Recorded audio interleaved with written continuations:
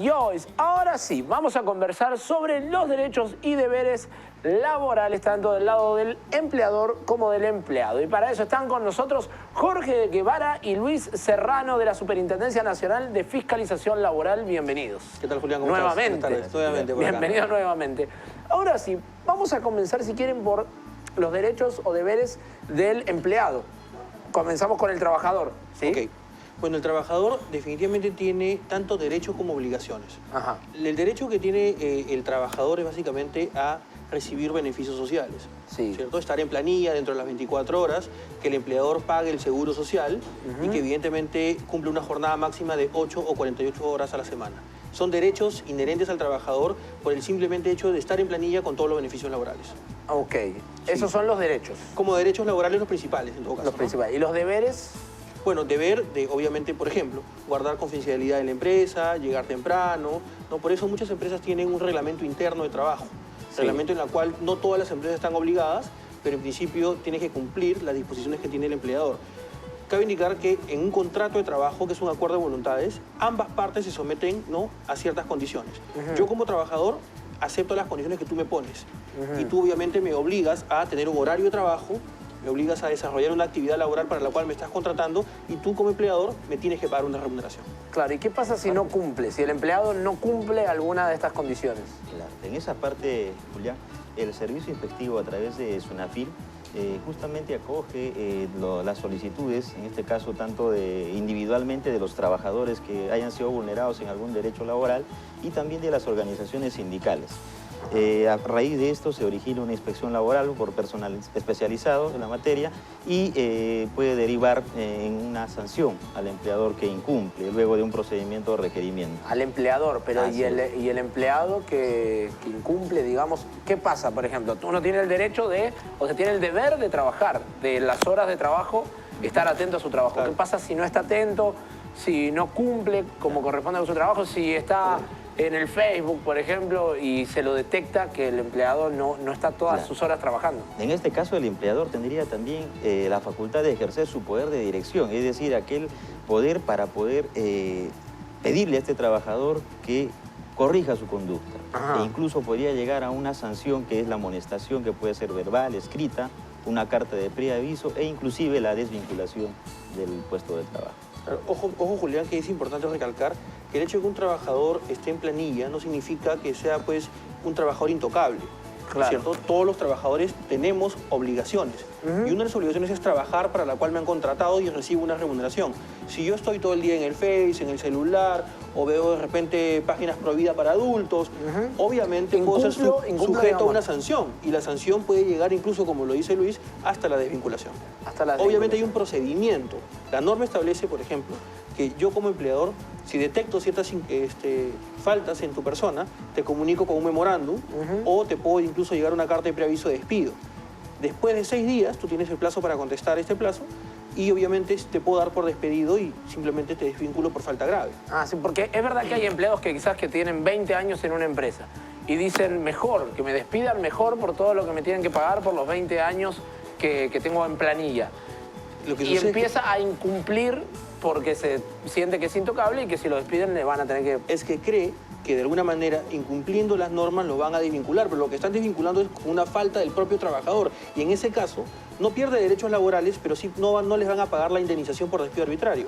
La indemnización por despido arbitrario es cuando te voto, te saco a la empresa sin ningún motivo. Cuando amaneció y simplemente yo de empleador decidí sacarte de la empresa, sin ninguna causa o motivo. En ese caso, si hay un pago adicional por indemnización por despido arbitrario. Pero si tú incumples y tu empleador cumple el procedimiento establecido en la ley, todos los documentos, comparte carta de preaviso y carta de despido, no hay, si bien es cierto, no pierdas beneficios laborales, pero no te paga la indemnización por despido arbitrario. O sea, ¿Y qué debería hacer entonces una persona que quiere desvincularse de la empresa, ya tiene años y quiere dejar de trabajar? Bueno, tienen que presentar su carta de renuncia simplemente o llegar a un acuerdo de mutuo disenso en la cual pues ambas partes acuerdan que ya no continuar la relación de trabajo y simplemente se liquida el trabajador. Ojo que los beneficios en el caso de CTS se pagan en mayo y noviembre. Antes pensábamos que de pronto los beneficios los cobrabas al final y te llevabas pues un montón de plata. Claro. No, ahora la norma establece que se paga en mayo y noviembre un porcentaje de la liquidación. Y al final del vínculo cobra solamente un porcentaje chiquito, porque el resto está depositado en la cuenta. O sea que lo vas cobrando a medida que vas trabajando durante los años. Así es.